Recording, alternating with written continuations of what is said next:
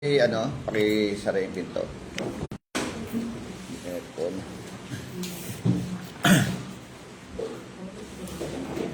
Good morning po, minsan pa sa mga lingkod ng Panginoon, sa mga aspiring, mga tinatawag na contender to become a leader of the church and currently leader of the church. Our subject is hermeneutics. Dito na po tayo sa qualifications of true interpreter. Mga kwalifikasyon o tinatawag na katangian, katangian ng pagkakaroon ng tamang interpretasyon. So, mahalaga po yun, Lahat ba ng babasa ng Bible ay nai-interpret nila ng tama ang salita ng Diyos? Marami po nagbabasa, pero mali ang interpretation.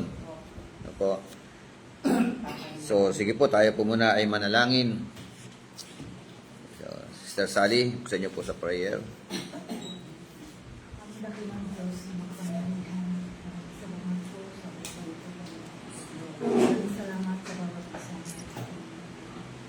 Salamat sa bawat sa patuloy na kalakasan na bawat isigaw sa aming lahat sa umaga ito, O Diyos, kami ay narito upang ang Panginoon.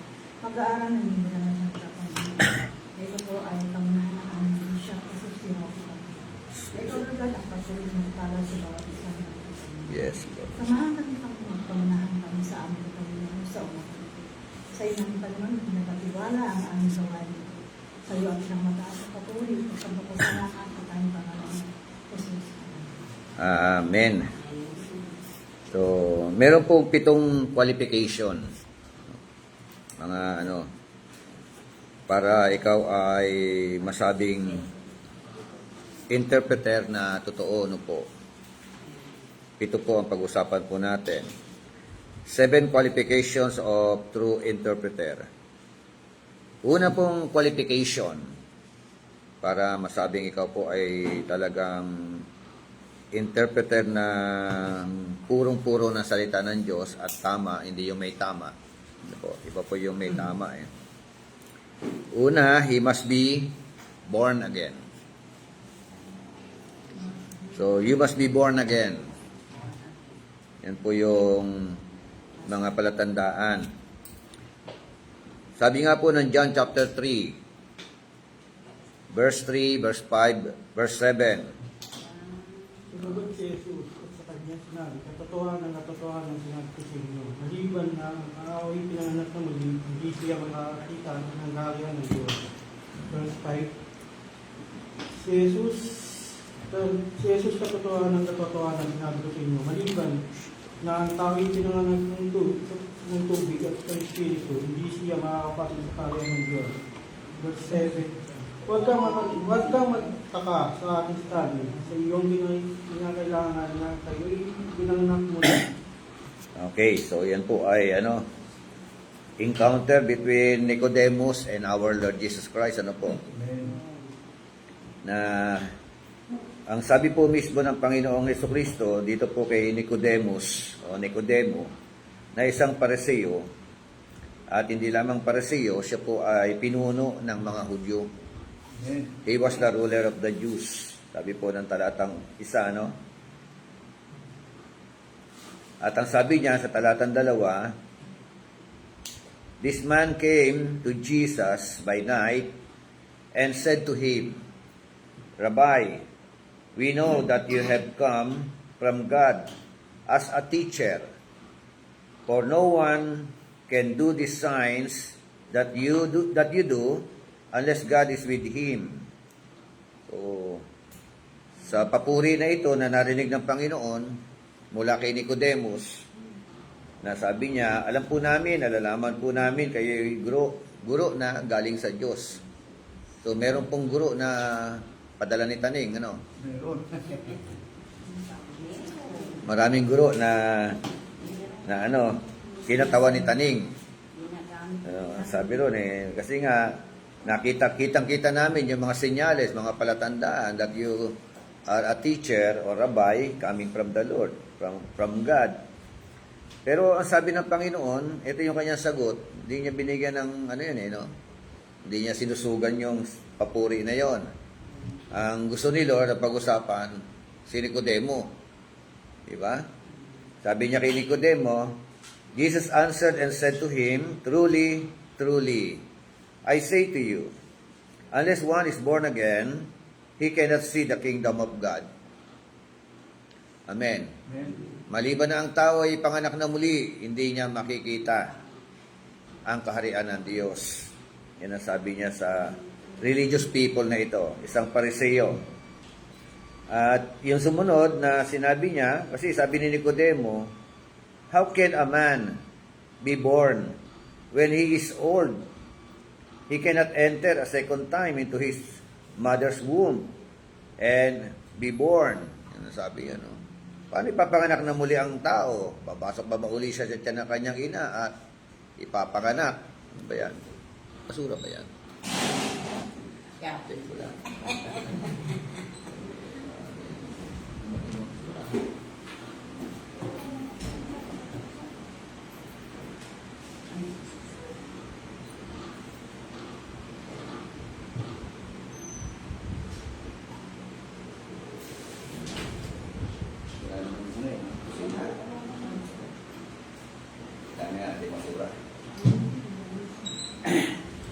Okay, sige po.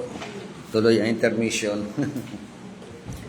Sumunod po, napakahalaga ng tinatawag na konteksto kasi no, ng pinag-uusapan.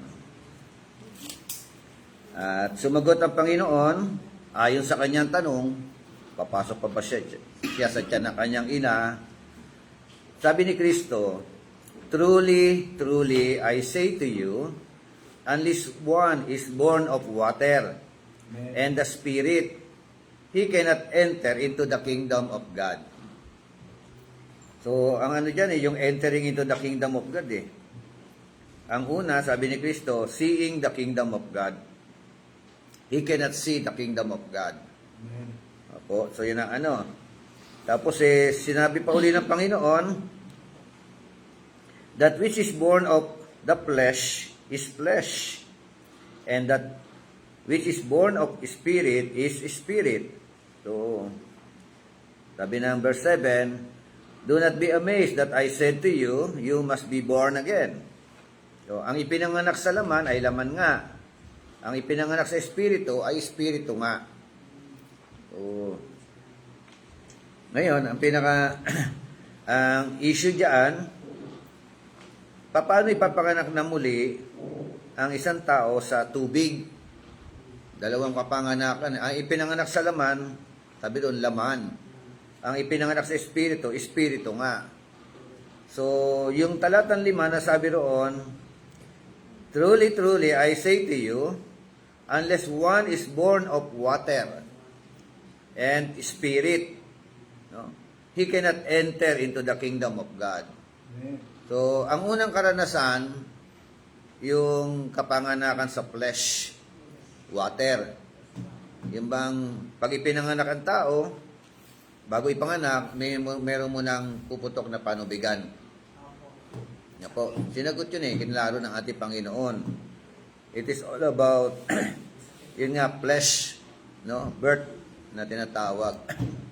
At yung unang kapanganakan, lahat tayo qualified doon. Lahat ng tao. Pero sa ikalawang kapanganakan, hindi lahat ng tao ay qualified. Kailangan nilang maranasan na ang ikalawang kapanganakan. Kaya nga, you must be born again. Na ipanganak ka na, but you need to be born again.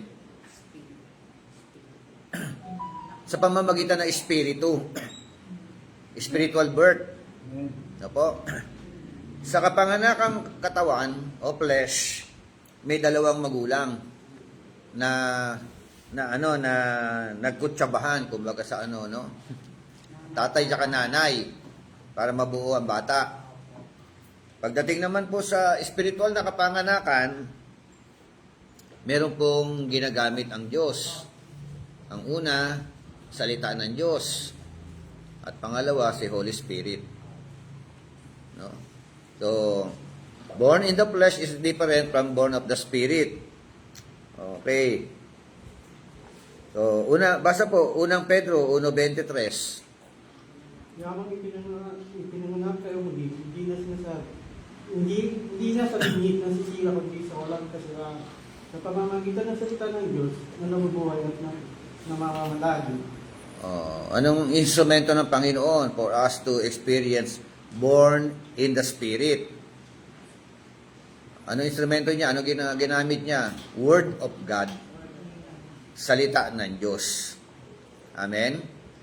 At itong salita ng Diyos ay kinasihan ng Holy Spirit. Amen? So, kaya ganyan kahalaga. Kasi po, nung unang mga interpreter, may mga narinig tayo, ang born of water daw, ito raw po yung, yung bautismo. Diba? May mga nagsasabi ng ganon. Yung iba naman, sabi nila, ang born of water referring to the Word of God. Yun ang kanilang mga sinasabi. Pero sa konteksto, no? Ang context, malinaw po, na ipinaliwanag ng Panginoon, ayon din sa tanong ni Nicodemo, papasok pa ba uli ako sa tiyan ng aking ina para ipanganak na muli? Para baga sabi ni Kristo sa kanya, okay na yung unang kapanganakan. Hindi ka na pwede pumasok sa tiyan ng iyong ina. No? Ang issue na lang, yung ikalawang kapanganakan. Kaya nga, you must be born again. No?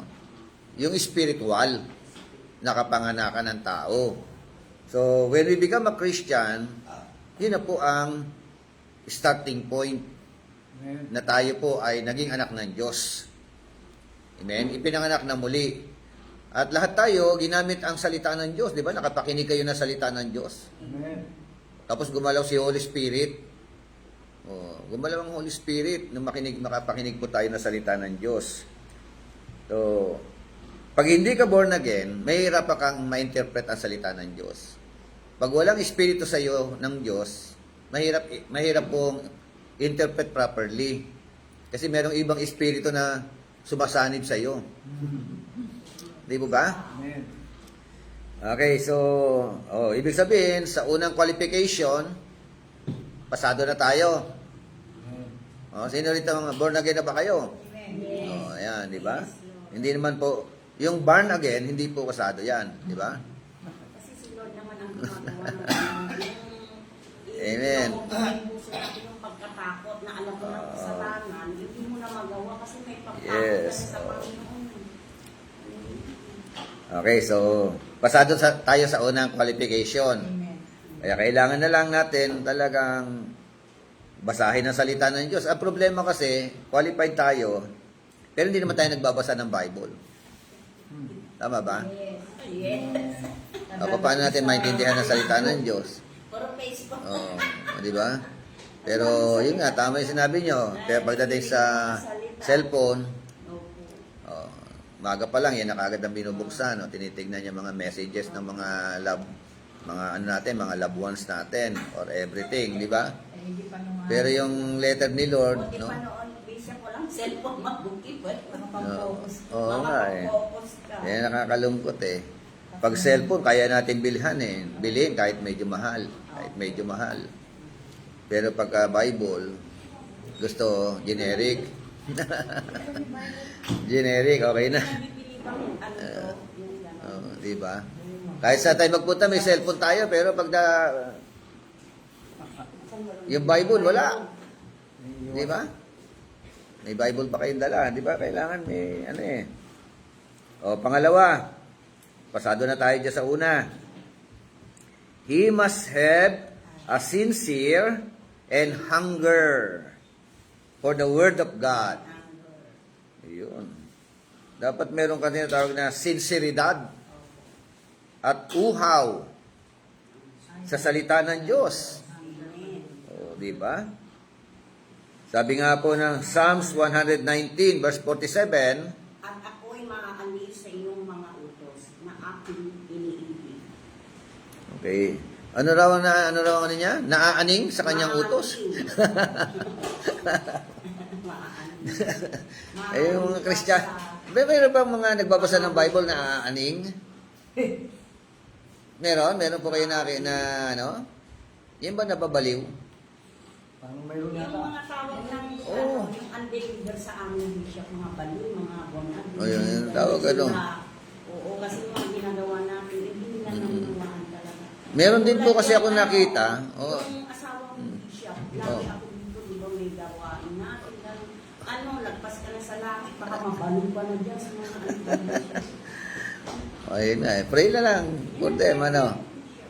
Yung pong nagbabasa ng Bible na hindi po kinasihan ng Holy Spirit, yung iba po sa kanila nababaliw eh.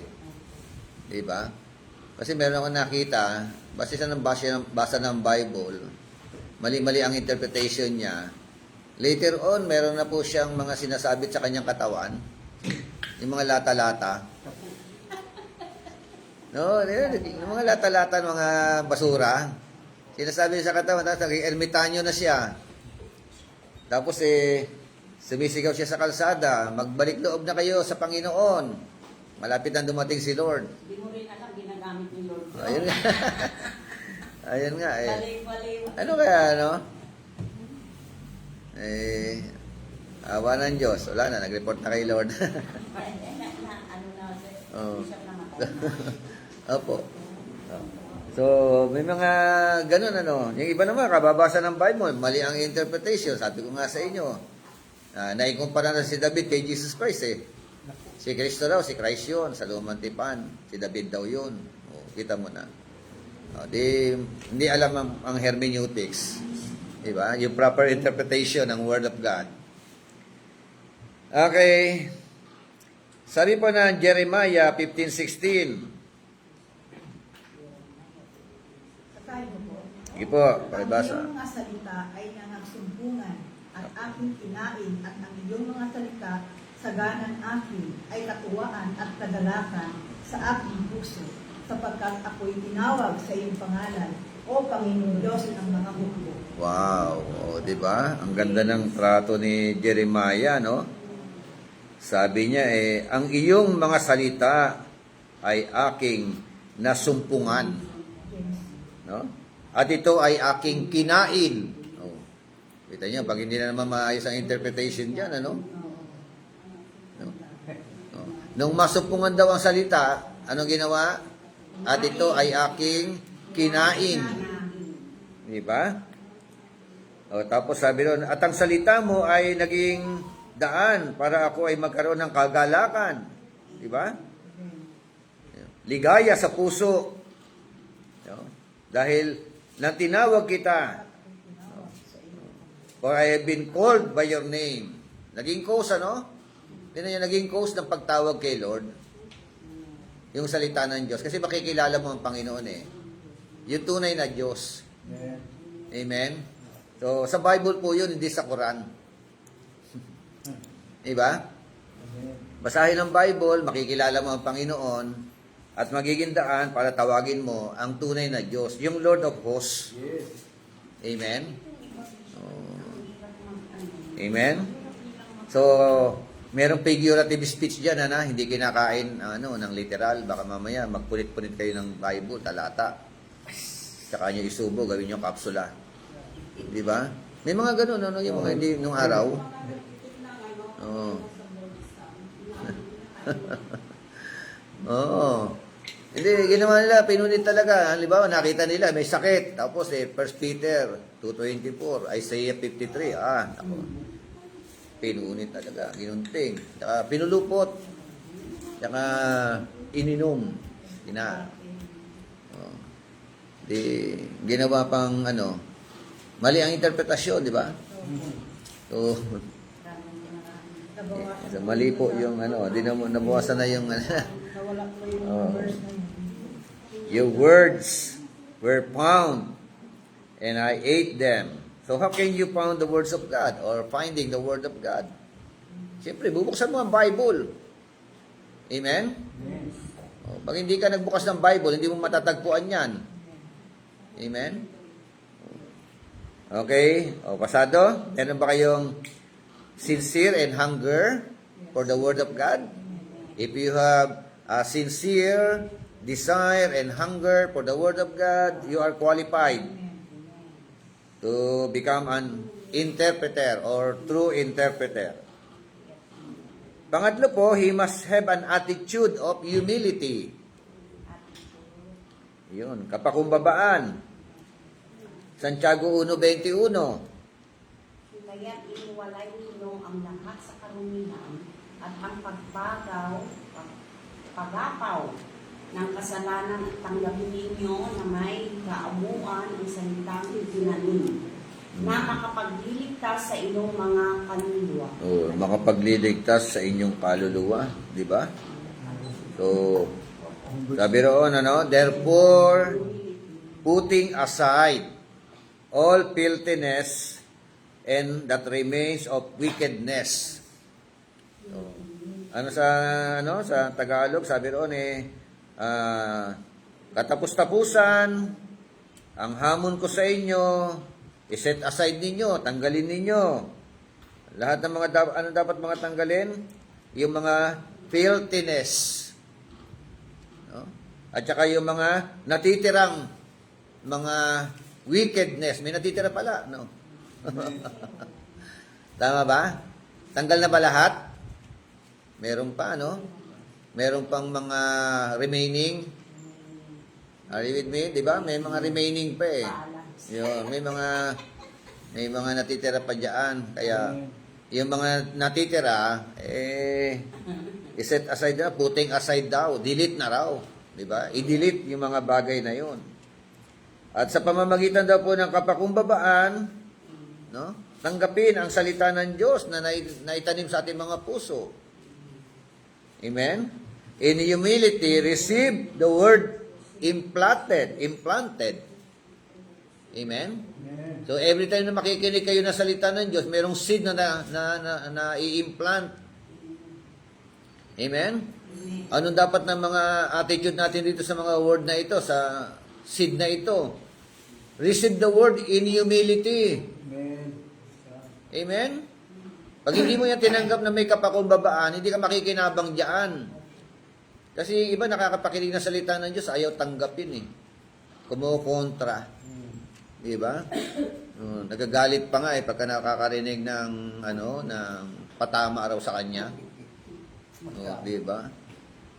Pagka nakarinig kayo ng medyo para sa inyo, tanggapin ninyo with humility. Panginoon, ako po yan. Patawarin mo po ako.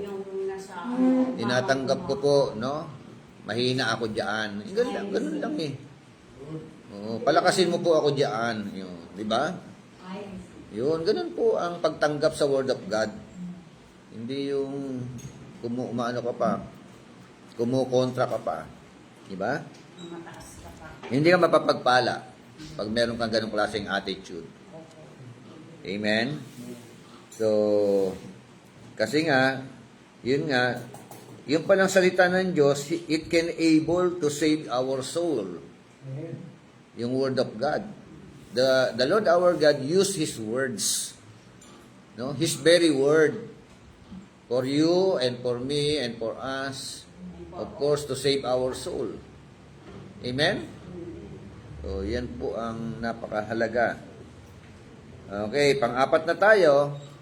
He must have a reverence and respect for the Word of God. Reverence. Dapat daw po meron tayo tinatawag na paggalang at pagrespeto. Paggalang, pareho respeto na rin, Same yun, Yan po sa salita ng Diyos. Sa awit 119, talatang 38, Papagtibayin mo ang iyong salita sa iyong lingkod. sige po, tuloy. Yun lang. Sa English version kasi, ganito. Establish your words to your servants. Meron palang kasunod, di ba? Kala ko, putol. Oh. Apat na ang mata.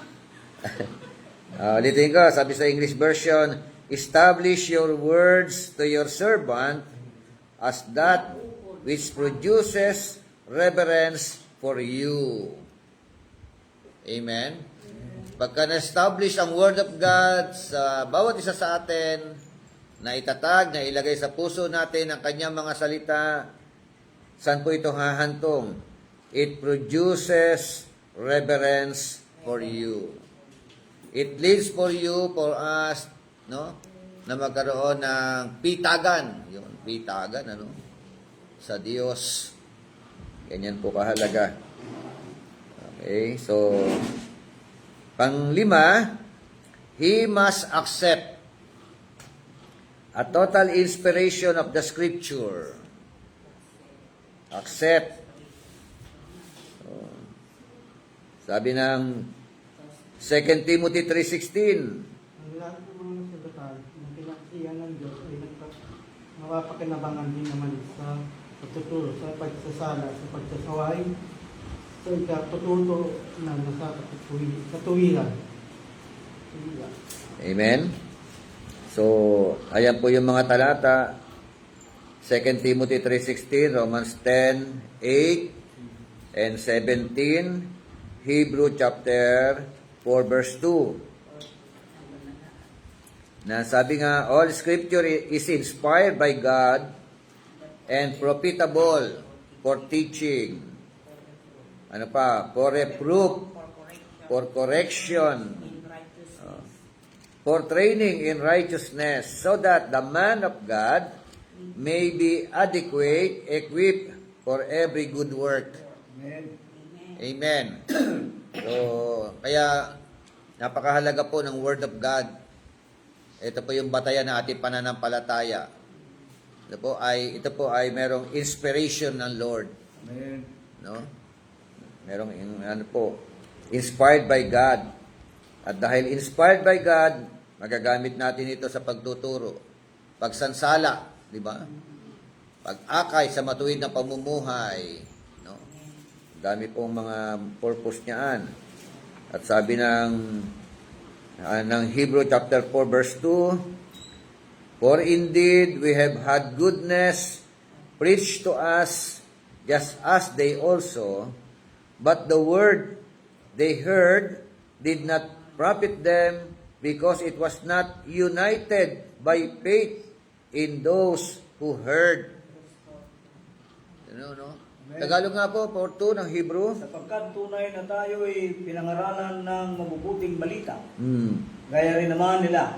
Ngunit, hindi nila pinakinabaan ang salitang napakinggan dahil sa walang kalakip na pananampalataya ang kita mo, no? Marami nakikinig. Yung iba nakikinabang. Yung iba hindi nakikinabang. Di ba? Both heard the word of God, pero hindi nagkakaroon ng profit. No? Hindi nagiging profitable sa iba. Amen. Bakit?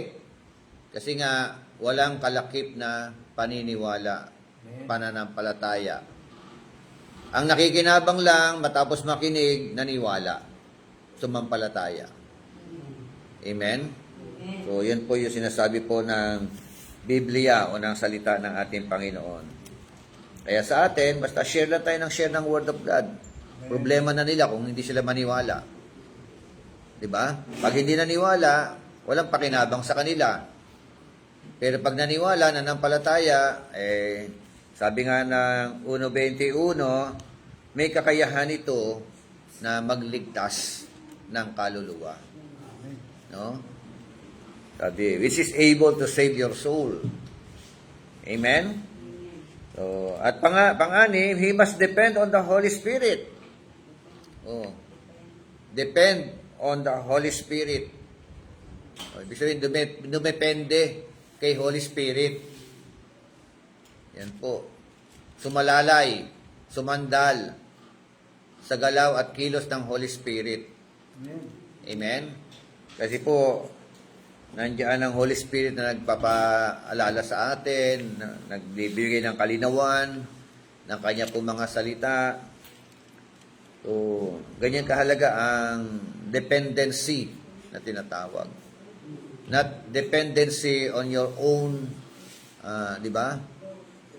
Attitude, not dependency on your own wisdom, on your own knowledge, on your own strength, di ba? But depend on God alone. Amen? Pampito, he must maintain an attitude of prayer. Yan. So, kaninang umaga, kung napakinggan ninyo yung aking ibinahagi, no? At least, Tama po ba maintain? ha? Maintain po yung number 7. He must maintain an attitude of prayer. Kasi Di wala ba? nag ano eh. Yan ang maintenance natin, ano? Maintenance. Nanalangin Alam nyo, wala ako, ha? Oo. Dumating si third floor, tapos na, katatapos ko lang. So, yung halaga ng ng tinatawag na pananalangin, mahalaga po yan. Amen? Kaya lang nga, sabi ko nga, mahalaga pero very neglected. Amen. Di ba? Parang nababaliwala ng maraming mga Kristiyano, lalo na yung mga unbeliever, talagang uncommon na sa kanila ang manalangin. Di ba? Yung pananalangin, paraan ng pagdidepende natin kay Lord yan. kasi yan siya ang pag-asa natin sa araw-araw. Yes. Nauna yung O di ba sabi, manalangin kayong walang patid? Paano po yung panalangin walang patid? ang Panginoon, yun ang Pray without ceasing. Paano yon? sisig. Ang aking pagkaunawa po dun, Bishop, yung panalangin mo talaga. Halimbawa, may oras kang regular na panalangin. Okay. Tuloy-tuloy talaga. Pray without Walang ceasing. patid eh. Walang patid. Sa unong, ano yun, Thessalonica 5:17. 1 Thessalonians 5:17. Sige, pasahin nga ninyo. Without ceasing. Nagagawa ba na ninyo yan, yung prayer na walang patid? Opo. Walang patid? Habang naglalakad kayo, nag-uusal kayo na Aba Ginoong Maria? Ganun ba yun? Siya, alis ng bahay. Yung ano, Habang nagbibiyahe, may panalangin. Oo, di ba? sabi niya, Habang, tama yun, habang naglalakbay kayo, pray, kasi yung for God's protection. Bago umalis, pray, di ba? Pag nakarating doon sa pupuntahan, pasalamat na naman kay Lord. Lord, salamat. matutuwa ka ng ganun Oo, kasi di ba? kasama siya, Bago ka kumain, magpe-pray ka, di ba? Opo. Oh, yun nga. Minsan kasi kung kailan nabulunan, tsaka magpe-pray. O kaya nainitan, di ba? Kalimutan na dahil sa gutom, di ba? Sa bawat yugto na ating pong mga buhay, may kalakip na panalangin. Kasi kapag prayerful ka, malalayo ka sa tukso. Amen? Maiiwasan mo yung gumawa ng di ba? May tukso, mag-pray ka, malalabanan mo. Pero pag hindi ka nag-pray, Wala. susugo ka na lang. Nakakadala ka. Abang pusi ka lang. Yes, so, ayan. So, pray. Oo. Ganyan kahalaga yung prayer, mga kapatid. Nakakadala ka talaga kung alam. So, ibig sabihin, pray without ceasing, manalangin walang patid, Walang patid. always tune, our mindset, our memory, our life, nakatuon lagi sa presensya ni Lord. Yun ang minsan hindi ka, di ba? Yun nga, pagka lagi kang naka-tune kay Lord, presence ni Lord, kahit meron mga senaryo na nakakainis o nakakagalit, May paraan yung Di ba? papala niya. Yun. Ibigay niya sa'yo. Sabi po na Acts chapter 6 verse 4, but we will devote ourselves to prayer and to the ministry of the word. Ilalaan namin ang aming pong mga sarili sa pananalangin at saka sa ministeryo ng salita. O sabi po yan ng mga apostol. Mga apostol po ang siya may sabi niyaan. Ilalaan namin ang aming mga sarili sa panalangin. Kaya lalo na mga pastor, mga leader ng iglesia, mahalaga po ang prayer. At saka yung ministry of the word. Amen? Amen. So, in conclusion, We need regular meditation, study, regular meditation, memorizing, and apply the Word of God. Amen? So, regular ang hamon sa atin. Kailangan natin ng regular na pag-aaral, regular na pananalangin, no? Regular na meditation on the Word of God, memorizing on the Word of God, at ang pinaka-bottom line, apply the Word of God. Amen? So, ano po yung 7? Ano yung 7 qualifications of true interpreter? We must maintain. Yan. We must have a sincere desire. Ano pa? Humility, reverence, respect, accept, defend, maintain. Ano pa? Defend, maintain. Correct interpretation brings relief to the mind as well as spiritual pride to the heart. Okay. You read the Bible, memorize the Word of God. You repeat, pabulay-bulayin mo, apply for the Word of God. Okay, so ulitin ko, no? Una, the 7 qualifications for you to become true interpreter. Number 1, he must be born again. Pangalawa, he must have a sincere and hunger for the Word of God. Pangatlo, he must have an attitude of humility. Pang-apat, he must have a reverence and respect for the Word of God. Panlima, he must accept a total inspiration of the Scripture. Pang-anim, he must depend on the Holy Spirit. Pang-pito, he must maintain an attitude of prayer. Amen? O, sa 7 ito, qualified or disqualified? Dalawa lang yan, no? Qualifications nga, no? Are you qualified or overqualified? Pwede ba maging overqualified? Dalawa yun, disqualified or qualified. Pagka sinabing overqualified, Banal ka nun. lagpas ka na sa langit. Okay. Okay, is there any question? Kung wala na po, dadako tayo sa pangalawang bahagi ng pag-uusapan natin ngayong araw na ito. Pag-usapan natin, the 10 Commandments of Bible Interpretation. Ito po, mahalaga po ito,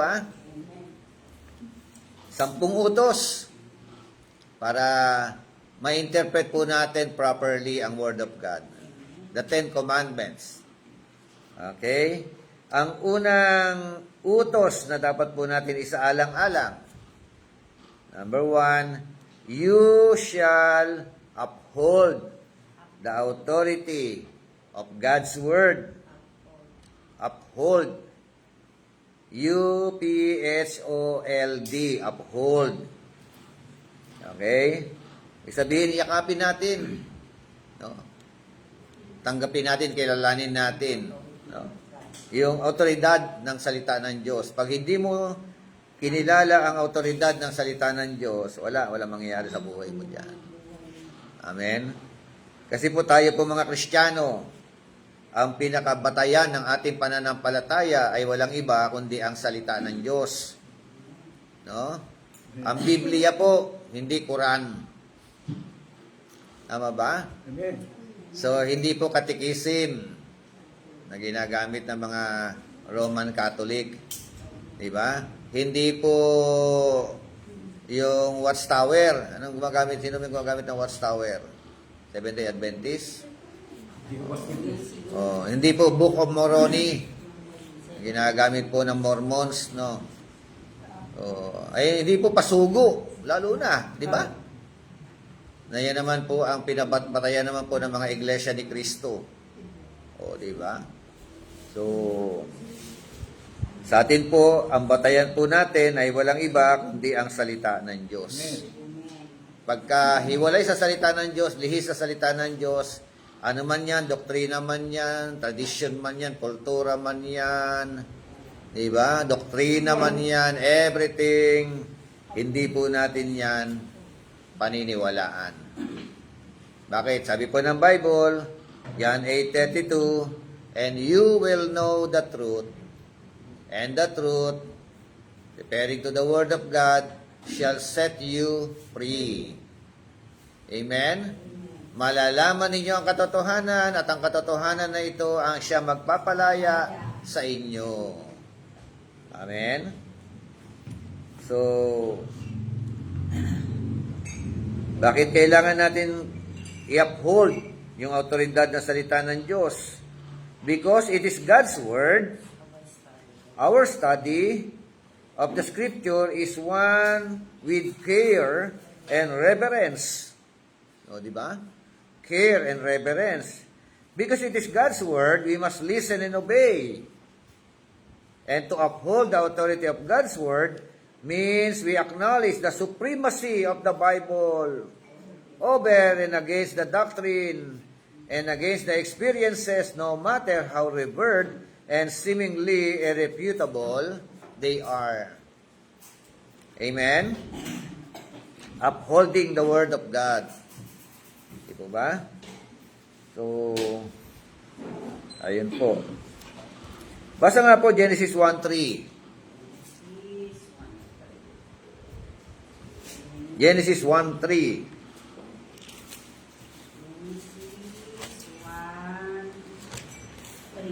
At sinabi ng Diyos, magkaroon ng liwanag at nagkaroon ng liwanag. Okay. Ang sabi ni Lord, the Lord God said, let there be light. And what happened? Nung sinabi ni Lord, and there was light. So, yun na po ba yung araw? Nung sinabi ni Lord, and there was light. Let there be light. And there was light. Is it the sun? Ang unang araw? Is it the sun? Diba? Sabi ng 1:3, oh. Liwanag. Then God said, let there be light, and there was light. Ang tanong, yan ba yung araw? Nung sinabing, let there be light, and there was light. Oh. Tapos sabi ng verse 4, God saw that the light was good, and God separated the light from the darkness. Oh. Walay niya. Oh. Sige, hindi sagot. Verse 5, sabi ng, God called the light day, and the darkness called night. And there was evening, and there was morning one day. Is it sun? Wala nakaano dito ng sun. Oh, yun ang kailangan yung uphold natin yung authority ng Word of God. Paano natin masasagot? Kailangan masagot yan. Nung sinabing let there be light, is it the sun? Araw. Or is it the day? Dating Oh, anong Tagalog ng day? Araw. araw. Araw din, dating. Oh, paano mo siyang, baka maganda labo-labo na naman yan, rambol-rambola na naman yan. Ah. Let there be light, and there was light. The question is, what kind of light?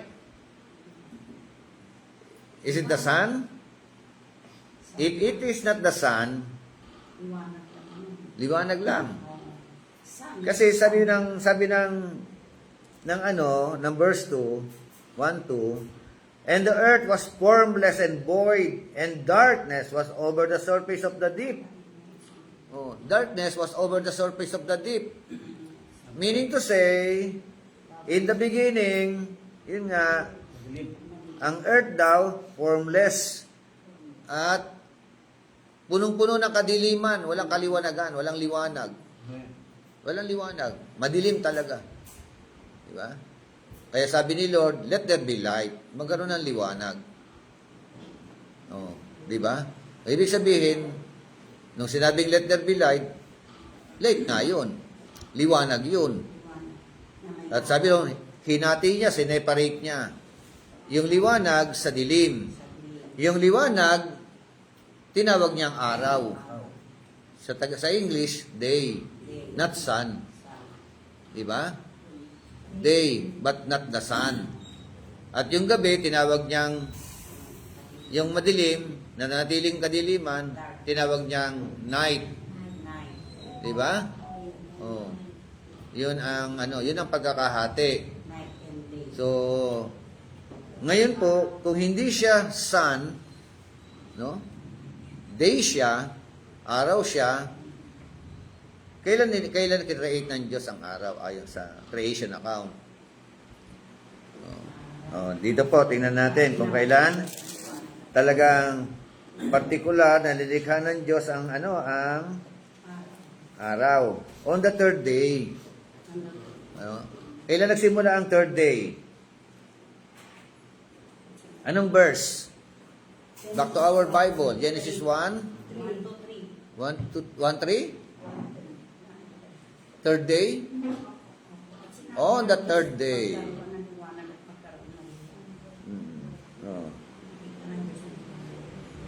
Anong talata? 4 at ano? Saan nagsimula?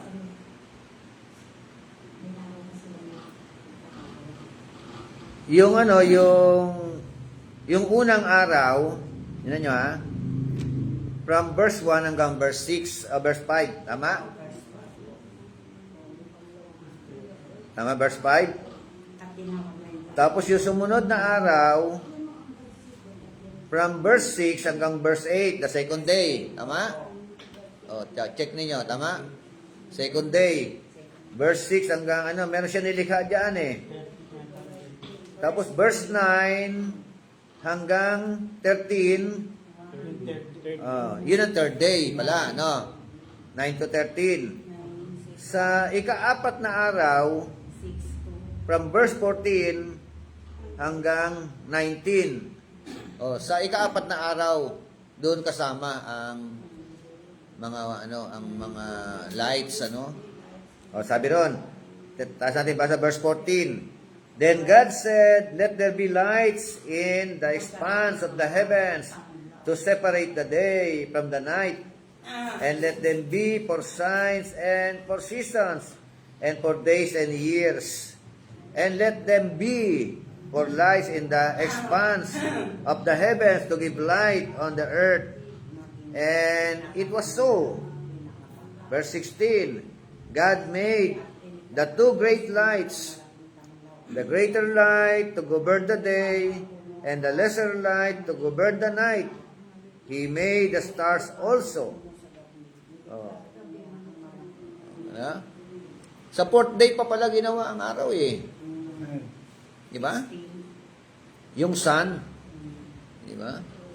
So, ngayon po, ayon dito sa kasi upholding the authority of the scripture.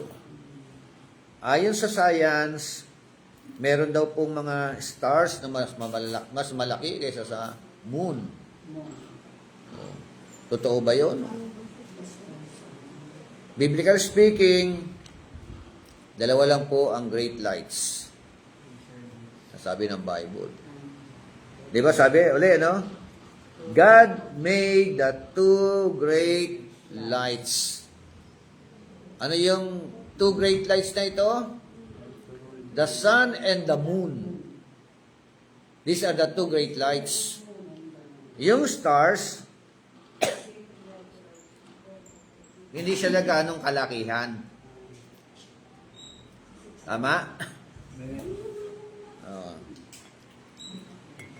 Saan ka maniniwala? Science o Bible? Bible. Bible.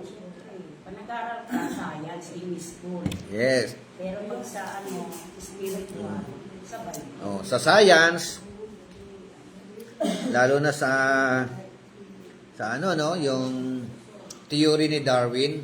Ay, patay. Ayon sa science, ang tao galing sa unggoy.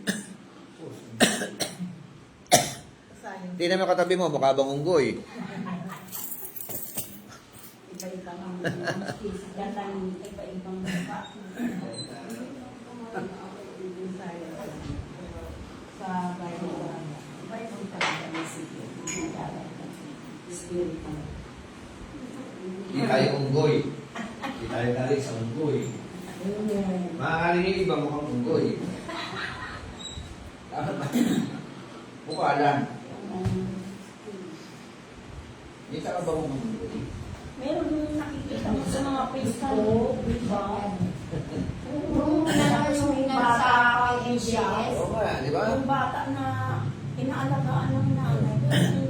Meron pa nga ako nakita sa FB, ano eh, yung Serena. Serena, natagpuan daw Serena. Nahuli. Minsan parang gawa na lang. Hindi ko alam kung ano lang yun. No? Para na mapanood sila. Pero, that is not biblical. Diba? Ang creation account, ang tao, sabi ng Bible, si Eva o si Adan muna, galing sa alabok. Diba? Hinulmahan ng Diyos.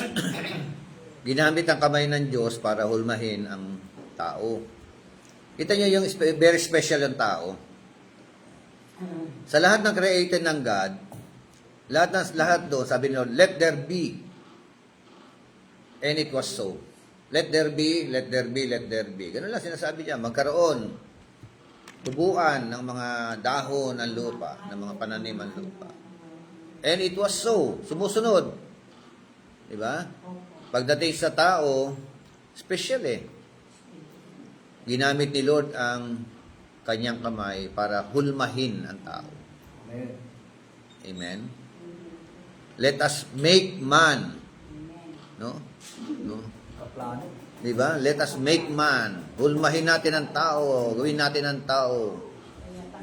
Ang ano noon, ang ginamit, yung bagay na walang kwenta. Alabok. No? Kumuha ka ng maraming alabok at ipakilo mo. Tignan nyo. May bibili ba? Walang bibili, no? Pero yung walang kwentang bagay na ito, walang kabuluhan na bagay na ito, binigyan ng pagpapahalaga ng Diyos. Amen. Amen? Ito yung implikasyon nito. Meaning to say, pinahalagahan ng Diyos yung walang kwentang bagay. Nakatulad mo, tulad ko. Diba? Galing tayo sa alabok. Kaya dapat lang pahalagahan din natin ang buhay na pahiram ng Diyos sa atin. Amen? So, hindi tayo, di ba, merong mga tradisyon, may mga, galing daw sa kawayan. Di ba yung tao, naputol yung kawayan, nabiyak yung kawayan, tapos lumabas si Sino yung mga lumabas doon? Malakas at si maganda. Si Malakas at si Maganda. Di ba? Si Ganda ngayon, nasa channel ko na eh. Dahil unbiblical, maraming mga unbiblical, So, yun din po, nasagot din. Ngayon po, yung sumunod na tanong, may sarili po ba liwanag ang buwan?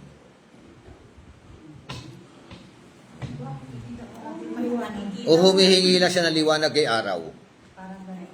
Hindi, kasi sa gabi yun eh. Yung liwanag. Kasi kabila ng araw. Diba? Sa araw naman yun. Hihingi. Humihingi ng liwanag o may sariling liwanag ang araw? Ay, ang buwan? Ha? May sarili. Kasi sabi niya sa mga Ayun. Di ba? May klase ng dalawang movie. Oo. Kaya magka- Two great lights eh. Opo, sa lights verse 16. and Oo. dark. Ayan, magkano lights. Oo. Kaya lang yung buwan, parang katamtaman lang yung liwanag. Yes. Kaya lang, yun nga, yung liwanag ng araw to compare sa liwanag ng buwan, kumbaga sa ilaw, 100 watts ang araw, 5 watts lang or 10 watts lang ang buwan. Pero may sarili siyang liwanag. Hindi siya nanghihiram ng liwanag kay araw. Kasi sa science, humihingi lang ng liwanag. Di ba? Sa science, gano'n. Kaya maraming na-uphold ng authority ng God's Word. Sa Bible, sabi ng mga scientists noon, ang mundo, flat. Kaya naglayag si sino? Columbus. Christopher Columbus para malaman kung saan ang sulok ng mundo. At pagdating sa sulok, malalaglag ka na. Flat no? Pero, nagulat siya sa pag-ikot niya, parang bilog. Hindi siya nalaglag. At sinabi ng Bible, bilog ang mundo. Amen. Diba? Oh. Kita niyo yung kamanghamanghang kapangyarihan ng Panginoon. Bilog ang mundo, nakahang sa kalawakan. Amen. Praise God. May controller, kumbaga, controlled by God. Yung solar system, Amen. di ba? Oh. Control ng Panginoon. Yes, di ba? Yung ikot nila diyan may kanya-kanyang orbit yan may kanya-kanyang ikotan yan May kanya-kanyang layo, Amen. di ba? O ilang layo ng Mercury, ng Venus, ng Mars, ng Earth, ng Mars, di ba? Saturn, Jupiter, di ba? Control lang ng Panginoon. Kung hindi niya kinontrol, wala na Kung tayo hindi, sa mundo. kabanggaan na yan, di ba? Oo, wala na tayo. Amen. So, ganyan ka makapangyarihan ng Diyos na sabi no kasi ng ibang paniniwala, creator ang Diyos, pero after ng creation niya, wala na siyang pakialam. No? We believe, according to the Word of God, God is our creator. He is the creator of everything. Amen. And He is also in control of Yes. everything. Yes. Na? The sustainer, di ba? The controller. Yan, nakakalungkot. Maraming mga Kristiyano ay magpa-control kay Lord. Amen. May sariling orbit. Paano yun? Yan. May May sariling discarded pamamaraan. Kaya nagkakawindang-windang ang buhay. Mabuti pa ang created being ng Diyos Nagpapakontrol sa Kanya. Di ba? Yung tao, mga pasaway, may sariling mundo. Mas nananaigsin yung sarili Diba? nilang Kita nyo na. sarili nilang paniniwala, Yes. show. Kaya, okay, pangalawa, you shall ask the Holy Spirit for enlightenment. Ask the Holy Spirit for enlightenment. May blanco pa kasunod, ano? Enlightenment. Yung maliwanagan kayo. Di ba? Hingi ng gabay kay Holy Spirit para ma-enlighten. Yung salitang illumination, di ba? Enlightenment. Sabi nga po, erroneous interpretations stem not only from our ignorance of the rules of interpretation, but ignorance as well of the role of the Holy Spirit in understanding the Bible. Kita niyo, no? Pag sinabing erroneous, ito po yung mga grupo ng maling interpreter. No? Wrong, mistake. No? So, nangyayari po yung mga bagay na ito, nag-uugat daw po ito sa pagiging ignorante. No? Sa rule ng interpretation. Kasi tayo, awa at biyaya ng Panginoon, meron tayong rule na ginagamit. 5-step approach in doing hermeneutics. Diba? Distinguish the genre, digging out the history, discerning the author's intention, drawing out the principle, determine the application. Yes. Susunod yan ang pag-uusapan natin. At aside from ignorance sa hermeneutics, ignorance din sa role ng Holy Spirit. No? Sa galaw ng Holy Spirit. No? Minsan kasi may maririnig tayo na ipapaubaya na lang lahat kay Holy Spirit. Oh, di ba? Oh, pati ba pagbabasa, si Holy Spirit pagbabasa para sa iyo? Magbubuklat ng Bible, si Holy Spirit pa rin magbubuklat ng Bible sa iyo. May parte ang tao at may parte si Holy Spirit. Oo, i-guide ka ni Holy Spirit base sa mga binabasa mo. Ay kung hindi ka magbubuklat, Tapos mga di ba? Yun, totoo po yun. Okay, to seek the Holy Spirit's help, make us humble, Amen. not placing any confidence in ourselves, not thinking that our minds can grasp biblical truth unaided, and our hard study give us a special and expert knowledge of the Bible.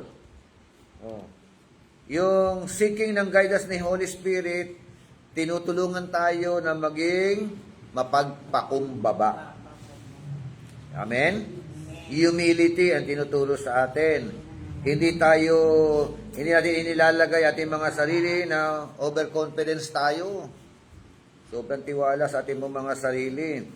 Naisipin natin, hindi natin kailangan si Holy Spirit. Basta mag-aral ka lang maigi. Study hard. Pero tayo iba po. Sa atin po, study hard, no? Deeper on the Word of God, and after that, depend on the Holy Spirit. Amen. Sandal kay Holy Spirit. Amen? Yan ang akin lagi sinasabi sa bawat isa. Okay, pangalawa na yon. Pangatlong commandments, you shall aim for objectivity. Aim for objectivity. A-I-M. Aim.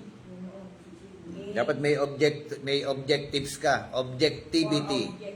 Yes, for objectivity. Hindi po pwedeng basa ka lang na pampatulog. May nagbabasa kasi antukin lang.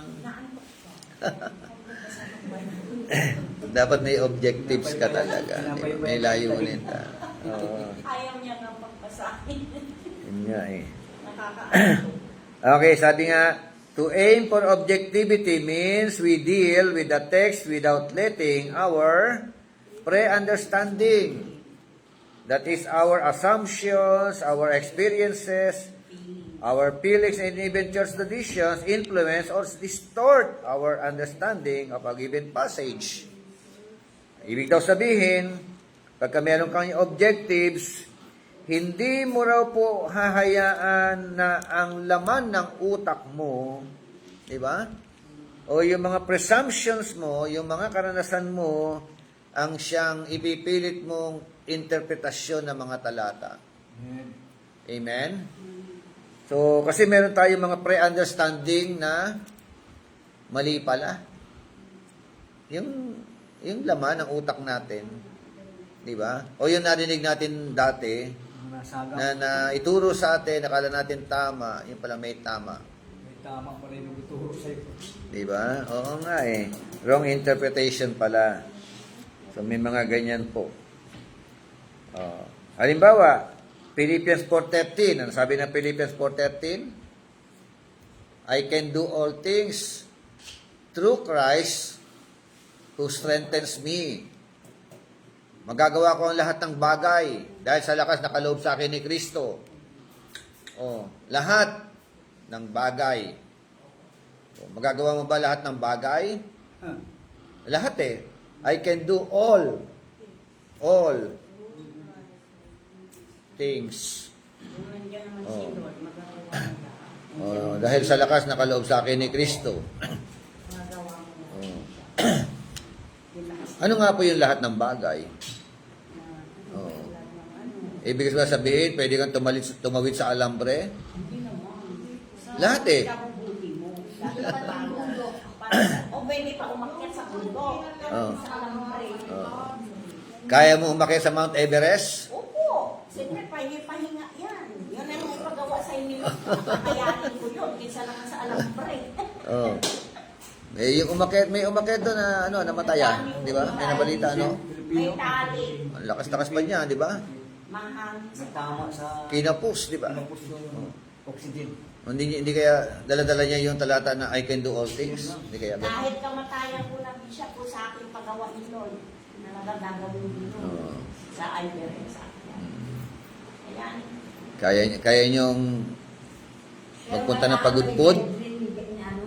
At the age of, ilang taon na kayo? Ilang taon na tayo? Tapos iakyat ka sa bundok. Mayroong mga akyat sa pag- ang dami akyatin dun. Mayroon pa. Saan damakmak? Hindi ka ba? Oo. Ay, yan pa yun, naabang mo yun. Pagka matanda ka na, hindi ka na pwede doon. Kahit nasa bigaw ka pa ng I can do all things. Yan, hindi siya. Sabi mo sa Facebook na... Oo. Di ba? Nakarating ka na pagudpod? Oo, di ba? Dami akyatin, ano? Kahit matanda ka na siya. Ayos, you strength, Oo. malakas. Hihingalin ka na to. Hihingalin ka ron. Siyempre, hinay-hinay lang. Hindi naman isang araw. Step by step, maabot mo yun. Step by step, bawat step. Bawat Kalating oras. step. Oh.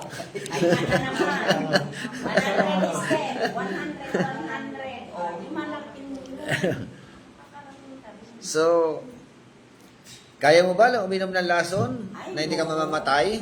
Hindi, I can do all things eh. Para sa akin, Diba? mamatay ko naman yun. Kung mabuti na mamatay ka, tulad na akyat ka, mamatay ka. Magpatuklaw ka sa ahas. Mabuti yun. Hindi ka matetetano.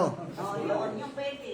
Kung taklawin ka ng kalubinod na pinagklaw sa'yo, na hindi ka mamatay, pasalamat ka na, hindi ka mamatay.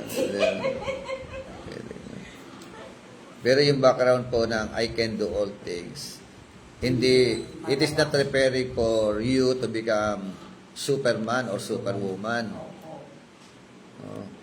Ang background noon, verse 10, verse 11, verse 12, bago mag-verse 13.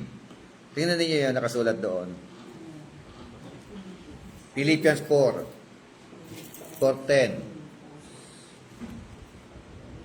Datapwat ako'y gustoong nangalak sa Panginoon na ngayon sa kahuli-hulihan ay inyong binuhay ang iyong pagmamalasakit sa akin.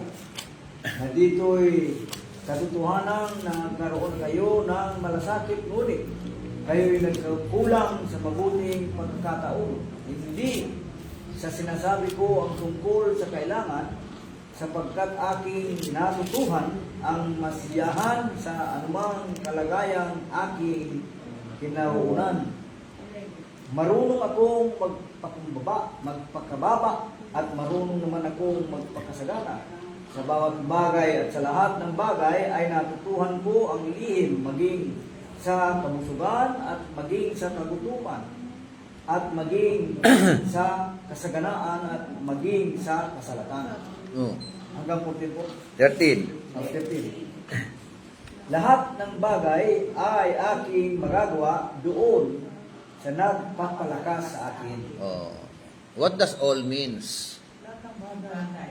Ano yung lahat ng bagay ay aking magagawa? Ano yung lahat ng bagay? Doon sa nagpapalakas sa akin. Oh, sa nagpapalakas, may nagpapalakas sa kanya.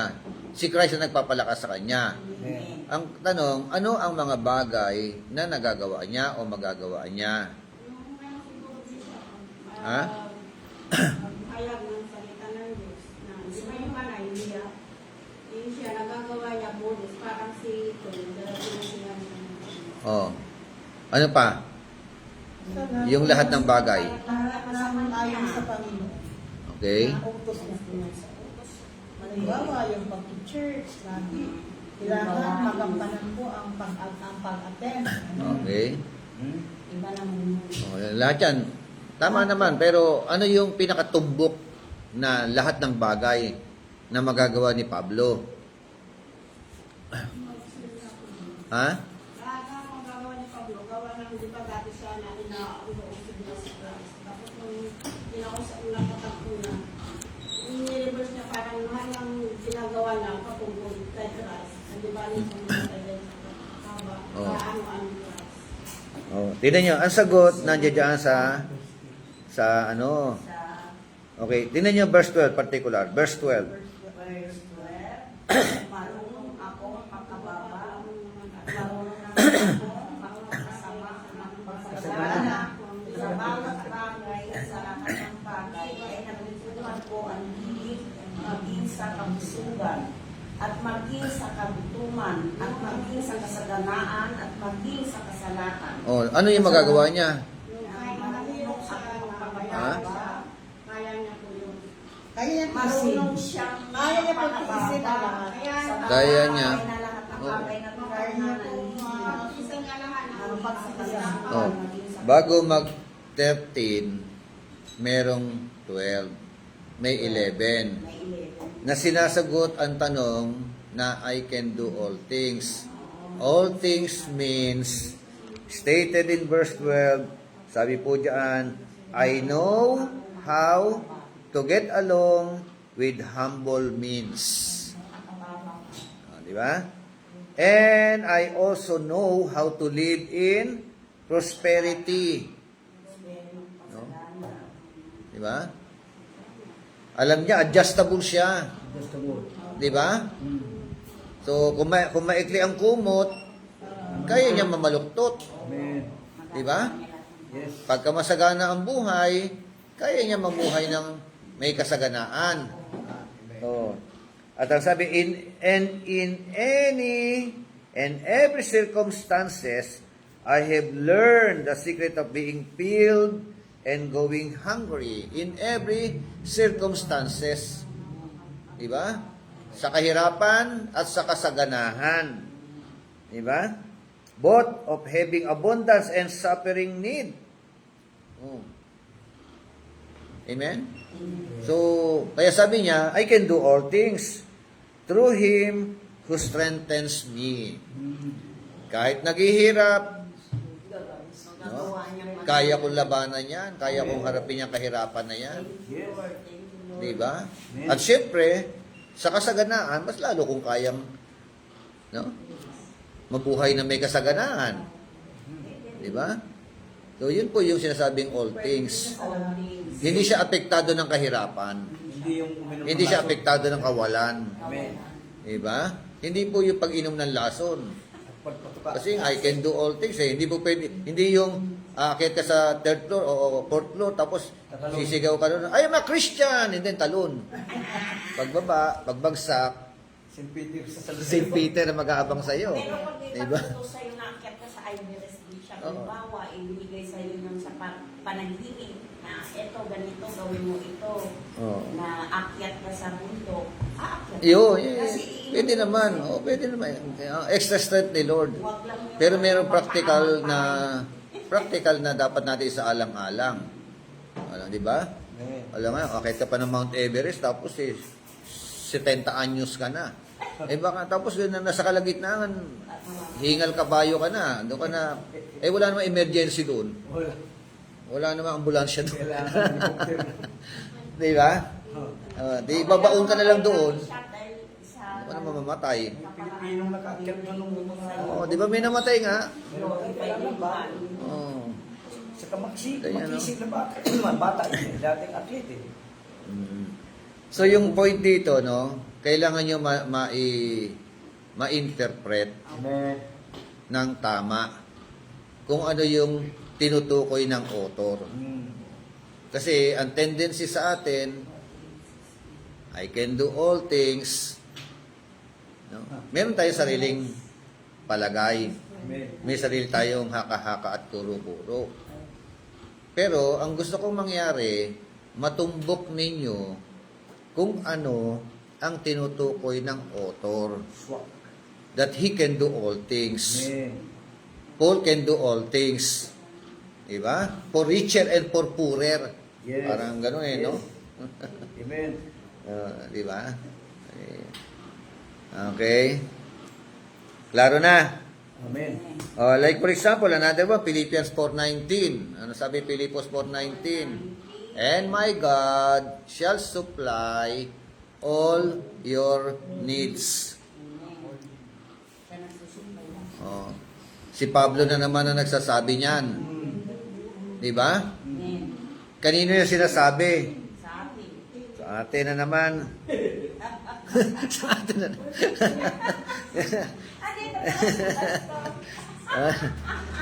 Sa mga ano Yeah. kalagad. Sa mga Ayan. So meron na naman siyang kausap diyan, di ba? supply the needs. Parang katulad din sa atin, siya nagsusupply, di ba, Misha? Yun nga, bago natin i-contemporary, sila muna, may kausap muna. Okay, ito namin, verse 15, sabi ng verse 15, you yourselves also know Philippians, that at first preaching of the gospel, after I left Macedonia, no church shared with me in the matter of giving and receiving, but you alone.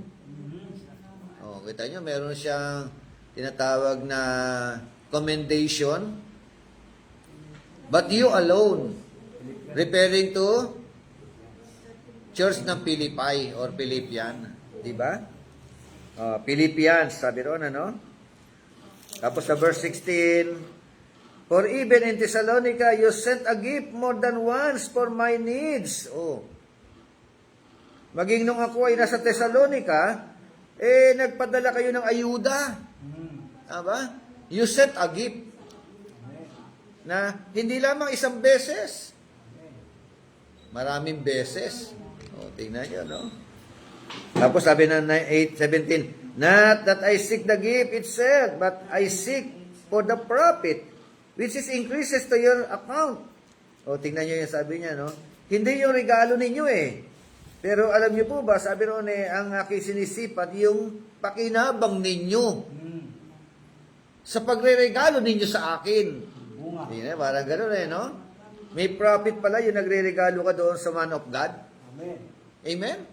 May profit So, tapos na yung profit nito nag-i-increase in your account. No? Nakapag-iipon pala ng kayamanan sa langit. Amen? Yung pagtulong sa lingkod ng Diyos, yung pagtulong sa gawain ng Panginoon, di ba? Yung inyong mga sacrificial giving sa gawain ng Panginoon, nag-iimpok pala kayo ng kayamanan sa langit. Nag-i-increase ang account ninyo sa langit. Amen? Merong bank in heaven. So, but I have received everything in full and have an abundance. I am amply supplied, having received from Epaphroditus what you have sent. So ano ito? A fragrant aroma. Wow. Ang ganda yata ituro nito Yung kanilang binibigay kay Pablo, ito po ay lumalabas na fragrant aroma. Amen? Oh. Mabango samyo. So, dahil diyan, ito ang wish niya. Sabi ni Paul, and my God shall supply all your needs according to His riches in glory in Christ Jesus. Amen? Prayer ng man of God. Para sa mga Kristiyano sa Pilipos na mga giver. Matulungin. Hindi sa mga Kristiyano makukunat. Tama ba? Oo, hindi yung mga boksengerong Kristiyano, nakatikom ang kamay. Di ba? Yun, yung konteksto. Panalangin ito o prayer wish ito ng isang lingkod ng Diyos, patauhan ni Pablo. No? Referring to whom? Sa mga Kristiyanong giver. Paano kung hindi giver? Oh. Kung hindi mapagbigay. They have the rights to claim Philippians 4:19. May rights ba sila na i-claim yung Philippians 4:19? Lord, sabi mo po sa salita mo, inaangkin ko po yan. That you will supply all my needs according to your richest glory in Christ Jesus. Kung hindi ka naman giver, selfish ka naman, do you have the rights to claim Philippians 4:19? Hello?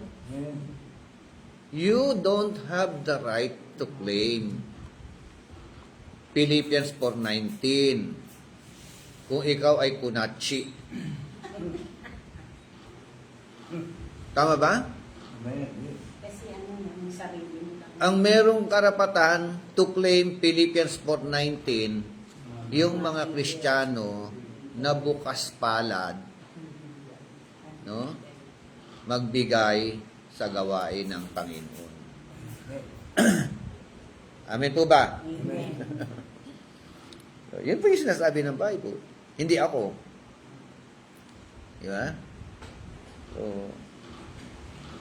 kaya kita nyo, yung mga giver, lalong pinagpapala. Tama? Pero yung mga, ang nakakalungkot pa kayo, yung mga hindi giver, sila pa yung mapaghanap. Mapag-usisa. No? Di ba?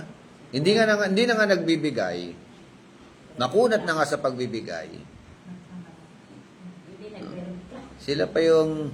Sila pa yung mga auditor na ino-audit lahat sa utak. Yeah? Okay. Clear? Amen. Amen. Ang objective natin, dapat matumbok natin ang tamang kahulugan ng pinagbabasa natin mga salita ng Diyos. Amen. Matumbok, hindi yung tsamba-tsamba. Pang-apat, you shall not interpret a passage out of context. Not interpret out of context. Oh. Yan. You shall not interpret a passage out of context. Ang daming ganyan. No? Lalo na iba't ibang mga pananampalataya diyan. Kukuha na isang talata, ininterpret ayon sa kanilang doktrina. Diba? So, dapat po ang talata binabalik sa konteksto. Yung isang passage, ibabalik mo sa context to interpret it properly. Katulad ng ginawa natin sa Philippians 4:13, 4:19. Paano malalaman yung all things hanggat hindi mo siya ibabalik sa konteksto? Amen. Tama ba? Yes. Oo. Kasi pag sinabing all ay naku, ang lawak niyan. Diba? I can do all things. What does all means? Maliligaw ka. Ayun pala, ang all, sinasabi ni Pablo sa 12, di ba? Ayun palang, kung pwede mag-claim ng Philippians 4:19, yung mga Kristiyano na matulungin, Amen. giver, di ba? So, yun po. Sabi nga, a text without a context is a pretext. Context includes the history, the purpose, and grammar behind the text, as well as its theological affinity with the entire canon of the Scripture. The permanent and universal message of the Scripture can be understood only in the light of the circumstances in which it was originally given. Amen? Kaya meron po tayong unang hakbang, distinguish the genre. Ibig sabihin, dapat natin malaman ang literary structure. Kung anong genre niyan. Ano po? Pangalawa, dapat po natin sa alang-alang yung tinatawag na digging out the history. Amen. Halukayan ng istorya. Bawat talata nakapaloob sa historical account. Yes. May kwento po yan. May pinanggalingang kwento. Amen? At pangatlo, yung ma-discern natin ang intention ng author. Ang author po, kaya niya binanggit yan, may purpose. May layunin. Diba? Katulad doon sinabi ron, uminom ka ng konting alak. Diba? Konting alak. Payo yun. Prescription yun. Kasi may problema siya sa sikmura. Amen. Yung sinabihan. Sasabihin na ibang mga allowable pala nire-required pala ni Pablo na uminom ng konting alak. Tapos yung konti mo, 10 bote ng beer, 10. Konti lang yun. Kaya isang bote ng emperador, konti lang. Red horse. Yun. Red horse. Isang bote ng Red Horse, konti lang. Kahit konti, kasalanan. Eh, Katwiran di ba? natin yun, kahit konti. Ayun. Kaso sinabi nga, konti eh. Hindi naman sinabing konti-container eh. Di ba? Magkaiba yung konti at iba yung konti-container. Di ba? Advice yun ha. Kaya ang tanong na, sumunod na tanong sa kanya, bakit? May sakit ka ba sa sikmura? Di ba? Kung wala kang sakit sa sikmura, kung mo sasabihin, pwede yung konti. Di ba? Di ba pagka ikaw nagpa-check up, kumisa sabi ng doktor, uminom ka ng red wine. Good for the heart. Oh, konti lang. Isang baso bago matulog. Oh, di ba? May mga ganun ang advice ng doktor. Di ba? So, may mga ganun. Okay? Kailangan natin, Panlima, you shall not go beyond what the Bible explicitly affirms or prescribes. Not go beyond. Yan. Huwag ka na lalagpas. Diba? Huwag mo na lalagpasan. What the Bible explicitly affirms or prescribes. Only those which the Scripture explicitly proposes and prescribes are binding and normative. Beyond the affirmation of the text itself, everything else is merely speculation. O, di ba? So, minsan ganun eh. Lumalagpas tayo sa tamang Okay, what God wants us to know, what we need to know, He has communicated to us. What He has not told us, many still hold our interest, but our uncertainty at this point should make us hesitant about being dogmatic. Amen? So, pang-anim, you shall not pit Scripture against Scripture. Pit Scripture. FIT, fit. Huwag daw po natin FIT. You shall not fit.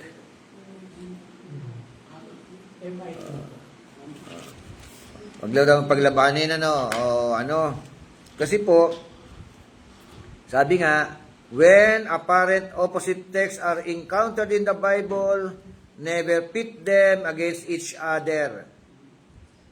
It is possible that the only scriptural statement will be found not in an exclusive adoption of either, nor yet in a confused mixture of both, but in the proper seasonable application of both. Kasi nga po, minsan nakakakot tayo na ibang talata, lalo na pagka ang preaching natin topical. No? Nag-preach ka ng topical about salvation o kaya word of God. Pero iba-ibang talata ang pinagkukuhaan. Ano ba yan? Dito na. Sandan mo lang. Okay? Basa nga po yung hindi, wag na. Pampito na tayo. You shall not look for hidden meanings. Not look for hidden meanings. 2 Peter 3:16, sabi po doon, as also in all his letters, speaking in them of these things in which we are some things hard to understand, which the untaught and understandable distort, as they do also the rest of the scriptures to their own destruction. So, minsan kasi, ang nangyayari, may malinaw na binabanggit ang talata, klaro na, kinakalaw-kaw pa. Di ba? So, may mga ganon. So, pilit na inaalam o anong hidden meanings pa niyaan. Clear na klaro na yung Like for example, meron talata sa Bible, sabi, let us go to the other side. Let us go to the other side. Dagdagan nila ng interpretation. Ang kwento, mula dito, maglalakbay tayo papunta sa kabila. O ngayon, nagkwento na siya ng mga paglalakbay, kung ano-anong klase mga paglalakbay. O, diba? Okay. Pangwalo, you shall consult the experts.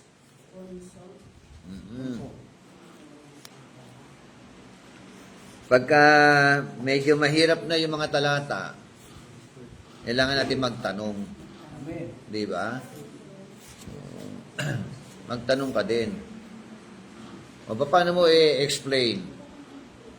Yung, di ba sabi sa Genesis 1:26 hanggang sumunod na mga talata, let us make man in our image, in our likeness. No? Ang tanong, yun po bang babae at lalaki, si Adan at saka si Eva, pareho po ba silang created mula sa alabok? Oh, di ba? Ginawa lang si Eva. Bakit sabi ng 1:28, let us make man in our image, in our likeness. Paano natin, ano ang talata na po pwede natin na ibig sabihin si Eva hindi galing sa alabok. Hindi ba galing sa alabok si Eva? Si Adan lang po ang galing sa alabok. Parang nakidahan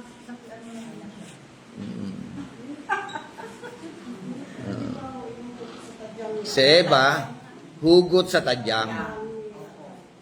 Pinatulog muna si Adan dahil malungkot, no? Naglagay ang Diyos ng mga kompanyon ni Adan, malungkot pa rin, kaya pinatulog at inopera. Ano ba? Inopera ba? May operation. Ano nangyari ba kay Adan? Nung pinatulog, nilagyan ng anesthesia. Ano ba yun? Basta, hinugot. Binawasan. Yung mga lalaki ba, bawasan tadyang? Mas marami ba tadyang ng babae kaysa sa lalaki? Sabi niya ba, kulang naman siya. Hindi. Pinaya ng Di ba? So, akala natin, di ba, yung ganun nga, na pareho silang created from alabok. Di ba? Kasi yun ang kwento ng 1:26. No? Likhain natin ang tao ayon sa ating larawan, di ba? Nilikha nga ng Diyos ang tao ayon sa kanyang larawan sa pamamagitan nga ng alabok. Ayun pala si Adan lang yun. Amen? So, ang tanong, di ba nakatala kung paano kinreate si Eva? Chapter 2. Tama? Chapter 2 ng Genesis. Yung ang account kung paano nalikha ang babae. Ang tanong, ay bakit nauna ang 1:26 hanggang 28? Isa sa chapter 2. Di ba? Kaya kung walang chapter 2, hindi mo malalaman kung paano nilikha ang Eva. Tama? Ang iisipin mo, pareho, both created from alabok. Kung chapter 1 lang, verse 26 hanggang 31 yun. O, di ba? Pero yung chapter 2, ito na pinapaliwanag na ng Bible kung paano. No? Nilikha ang Adan, at kung paano kalalagay sa Garden of Eden, at kung paano nilikha naman ang Eva. Okay? So, pangsyam, you shall imitate Ezra 7:10. Kanina, consult. So, pwede po tayo magkonsulta sa mga Bible dictionary, concordance, no? Kay John Maxwell, kay Martin Luther, diba? Kay Spurgeon. So, Pwede po tayo magkonsulta sa mga yan. Okay, sabi ng ESA 710, sino nakakasaulo? 710? Memorize. Sino pong pwedeng Extra, safety, heart,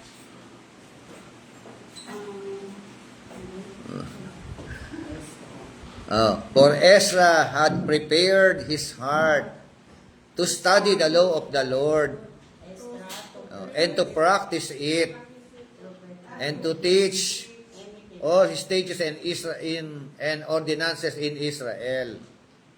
Ano po yung pamantayan ni Ezra? Study deeper on the Word of God.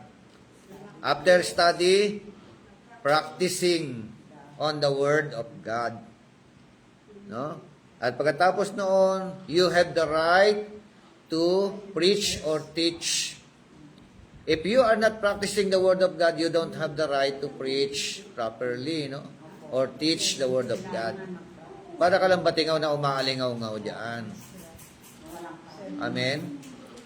So, aral, pagsasapamuhay. Amen? At pagtuturo. You shall imitate. Number 9.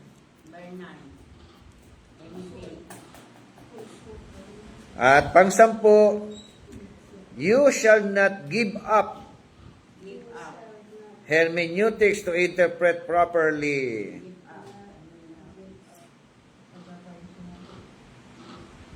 Wag daw po tayong bumigay, wag tayong manghinawa. Don't give up. Sabi nga ang umaayaw ay hindi nagwawagi. Ang nagwawagi ay ang hindi umaayaw. Don't give up. Sabihin. Oo. Yun nga. Kaya naumpisahan ninyo, ituloy-tuloy po ninyo ang inyo pong ginagawa na ito. Kung gusto ninyo talagang matuto, inumpisahan ninyo, tapusin ninyo. Amen? Hanggang makagraduate kayo. Urong sulong kami. Huwag na yung urong-urong sulong. No? Ako na iba, para ayaw umalis. Don't give up. Pero nandun nananaig yung... Yan na, Huwag niyo isipin na matanda na may edad na kayo.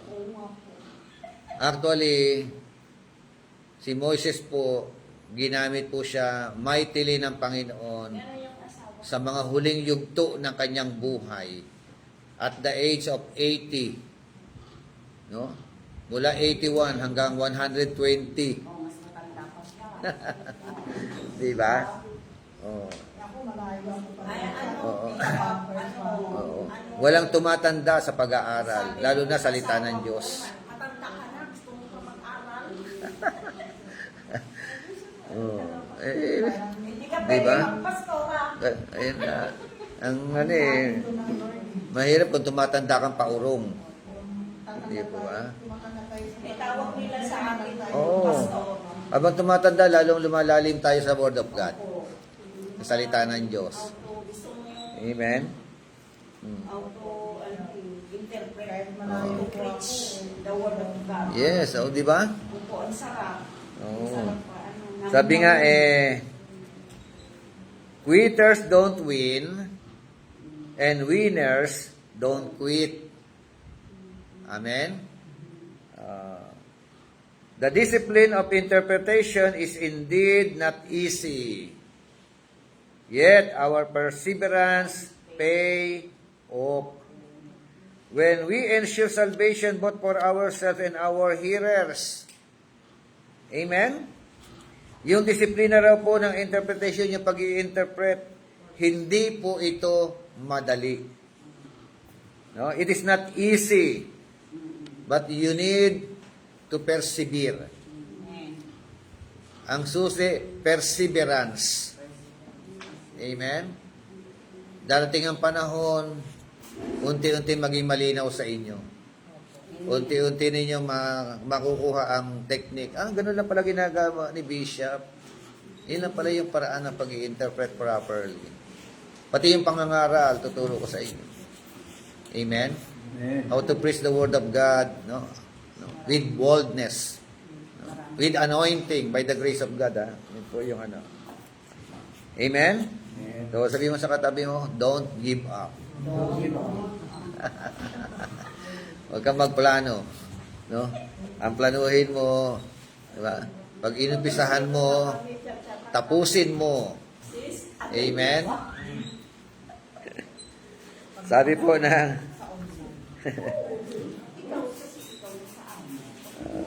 1 Timothy 4:16, pay close attention to yourself and to your doctrine. As you do this, you will ensure your salvation and to those who hear you. Amen? Santiago 1:22 hanggang 25, basa po. James 1:22 to 25.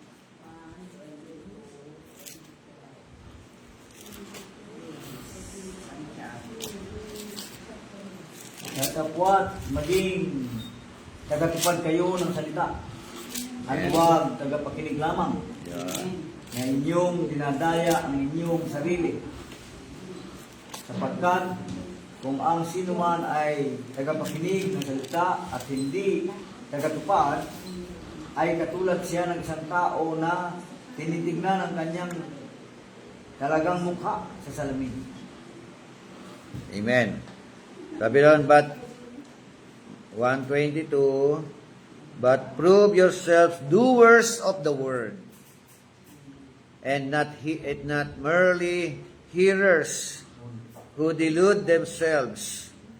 For if anyone is a hearer of the word and not a doer, he is like a man who looks at his natural face in the mirror. For once he has looked at himself and gone away, he has immediately forgotten what kind of person he was. Amen? So, yan po.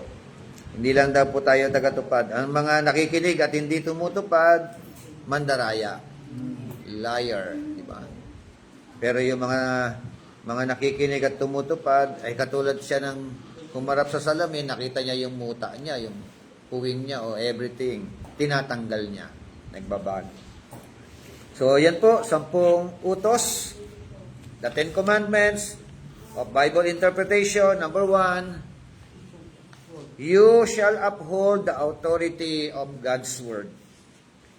Pangalawa, you shall ask the Holy Spirit for enlightenment. Pangatlo, you shall aim for objectivity. Pang-apat, you shall not interpret a passage out of context. Panglima, you shall not go beyond what the Bible explicitly affirms or prescribes. Pang-anim, you shall not pit Scripture against Scripture. Pang-pito, you shall not look for hidden meanings. Pang-walo, you shall consult the expert. Pang-walo, you shall imitate Ezra. At last, you shall not give up hermeneutics to interpret properly. Amen? Amen. So, God bless po sa bawat isa. Thank you for your time. See you on Saturday.